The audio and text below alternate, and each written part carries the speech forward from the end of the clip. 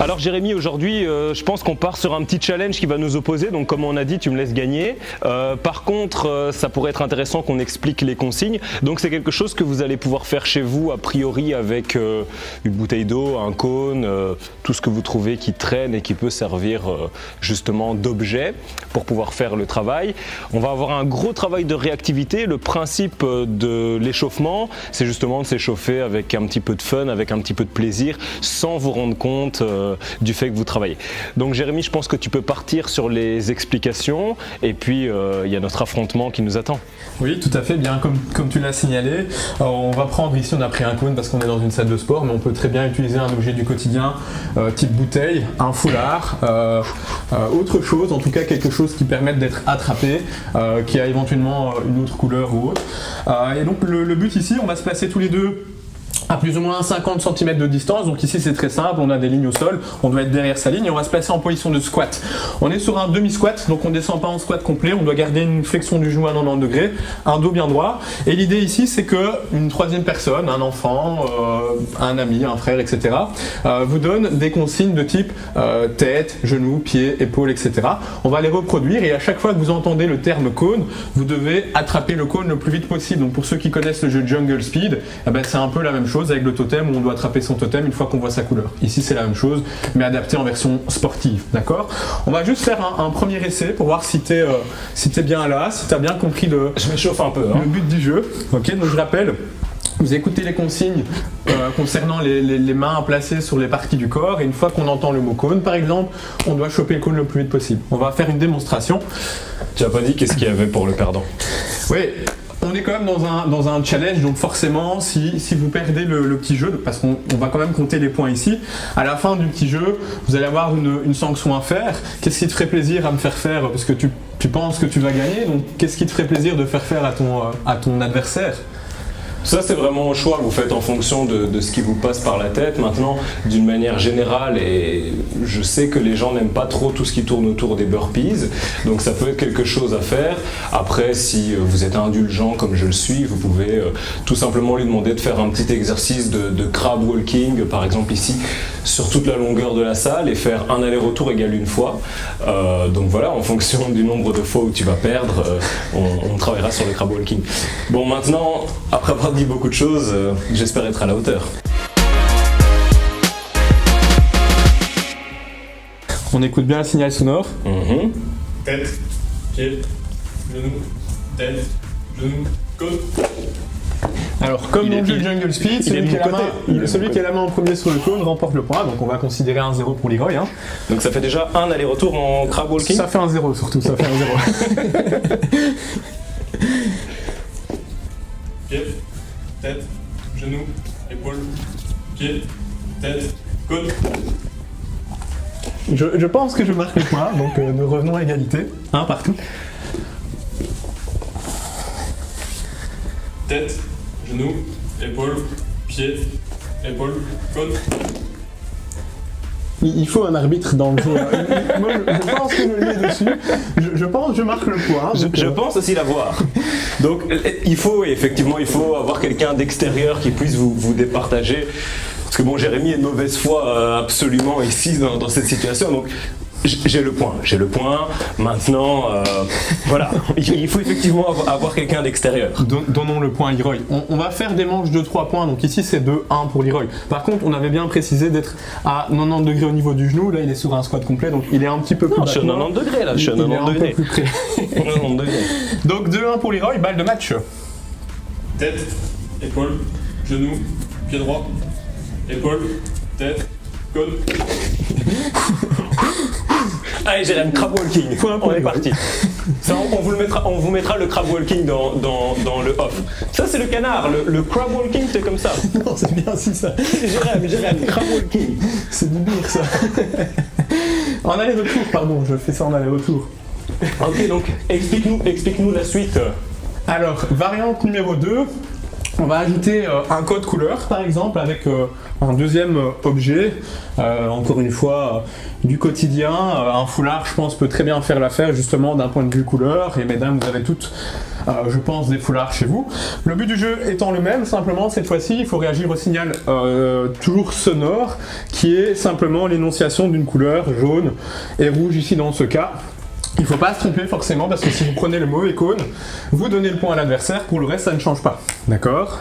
Donc là je suis sur une victoire pour l'instant. Pour l'instant tu mènes d'un point, effectivement c'est 1-0, on pourrait considérer ça comme ça. On marche toujours sur des manches de 3 points, le premier à 3 points marque le point, gagne la manche simplement. Ok, la position de base est toujours la même. Genou, pied, épaule, tête, genou, rouge. Voilà, on voit que ça se complique un petit peu. Du coup, ça devient un petit peu plus difficile pour Leroy, hein, tout à fait. 1-0. Vous avez compris le principe. Sachez que j'ai pas l'habitude et pour vous, hein, si je peux vous donner un conseil, c'est soyez concentrés. Très très concentrés. Pensez pas à autre chose. Ah, il faut faire le vide parce que là, on doit réagir à une couleur et non plus à un cône. Pied, tête, genou, épaule, rouge. Je ne sais pas si on peut l'accepter. Je ne sais pas si on peut l'accepter. On va être gentleman. J'en suis un, donc on va accepter le point. Hein. Je suis aussi un challenger, donc un partout. Toujours manche de 3 points. On va se mettre plus vite en mouvement. Hein. Il faut que ça aille très vite. Donc, il ne faut pas qu'il y ait trop de temps d'arrêt entre les points. Et pensez vraiment à être bien fléchi à 90 degrés sur les genoux pour justement avoir ce travail au niveau musculaire pendant la récupération. Genou, épaule, tête, pied, tête, jaune. Kiff kiff. Non, je pense que j'en sors gagnant. C'est la même chose que tout à l'heure, donc c'est toujours 2-1. On va vite se remettre en position. Balle de match, en tout cas balle de 7 si on peut dire ça comme ça. Tête, pied, genou, épaule, pied, rouge. Je l'ai. Jérémy, t'es mauvais quand même. Alors, on va partir sur un petit challenge. Hein. Il va faire ce que en réalité j'ai fait moi tout à l'heure, c'est-à-dire la marche du canard. Donc il va simplement se placer sur cette ligne et il va nous faire un petit aller-retour en canard. On va être sympa pour commencer, pour rester dans l'échauffement au niveau des membres inférieurs. Tu es parti sur une marche. Voilà, on essaie de admettons rester... si j'ai mal au genou, Jérémy, qu'est-ce que je peux faire? Alors si tu as mal au genou, tu peux remonter un tout petit peu plus haut et partir de plus haut simplement et sentir que la pression est un peu moins importante sur les genoux. Ok, super. On fait la même chose en marche arrière, il faut imaginer qu'il l'ait fait. Hein. Donc si vous êtes vraiment fort, vous êtes de dos et vous faites pareil. Si vous êtes un peu plus dans la difficulté, vous faites ça de face toujours. Ok, très bien. Parfait. On va juste ajouter une dernière variante encore pour travailler le corser un petit peu les choses. Corser et rajouter de la difficulté justement. Donc là, ça c'est la balle du match. Ici on est à 1 partout forcément, donc le prochain aura gagné le match et je pense aura vraiment le plaisir de donner quelque chose à faire justement à son partenaire. Moi je suis gentilhomme, je te donnerai rien même si tu perds. J'allais dire quand tu perdras, même si tu perds. La dernière variante est la suivante, donc si vous vous souvenez, la première c'était juste réagir au signal sonore qui était le mot cône. La suivante c'était de nouveau réagir à un signal sonore mais plus par rapport à une couleur. Ici, on va commencer à combiner avec autre chose, dans le sens où vous allez donner une lettre à un cône. Admettons, le cône jaune représente la lettre A et le cône rouge représente la lettre B. Et on doit, en plus de réagir au signal de couleur, on doit aussi, en plus de ça, être attentif parce que la troisième personne pourrait annoncer une lettre A ou B. Ok. Il faut être très très très vigilant. Justement, cette fois-ci, on joue avec les deux, à savoir soit la couleur, soit la lettre qui est représentée par le cône.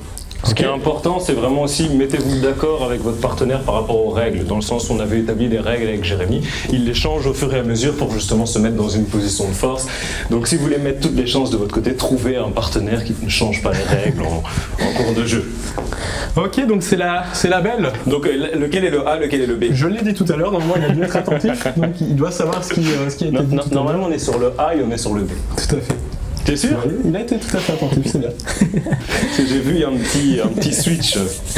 Ok, toujours manche de 3 points. Épaule, pied, tête, genou, pied, A. C'est le A. Le gars s'en mêle dans ses propres règles. Pas pour Leroy. Voilà. 1-0. Tête, épaule, pied, Ça va trop vite pour moi là. Ça doit. Pied. Tête, genou, A.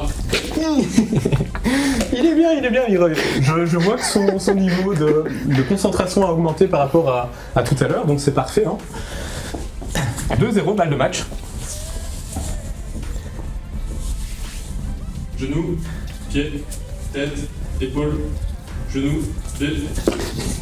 Ok, c'est une Le gars s'est trompé sur tout quand même, hein. Il faudra remarquer, c'est victoire. ses règles, hein, je précise quand même, hein, c'est ses règles. Toutefois, donc voilà, normalement vous avez, trêve de plaisanterie, vous avez compris, le but c'est justement de pouvoir vraiment ajouter quelque chose de plus ludique dans vos échauffements, de façon à pas sentir qu'on travaille. Et je pense que normalement t'as pas vraiment senti qu'on travaillait, et malgré tout on se sent un petit peu échauffé, hein, n'est-ce pas? Tout à fait, voilà, le but c'est pas que ça dure non plus un quart d'heure, donc essayer de pas mettre trop de temps d'arrêt et de temps de repos entre les points marqués, etc. Mais encore une fois, je pense que c'est assez ludique pour tout le monde et ça permet de justement d'augmenter un petit peu la température musculaire et au niveau du corps avant de justement débuter une séance, donc voilà. Puis en plus t'as les 10 burpees, donc ça va vraiment lui permettre de bien s'échauffer. Hors caméra.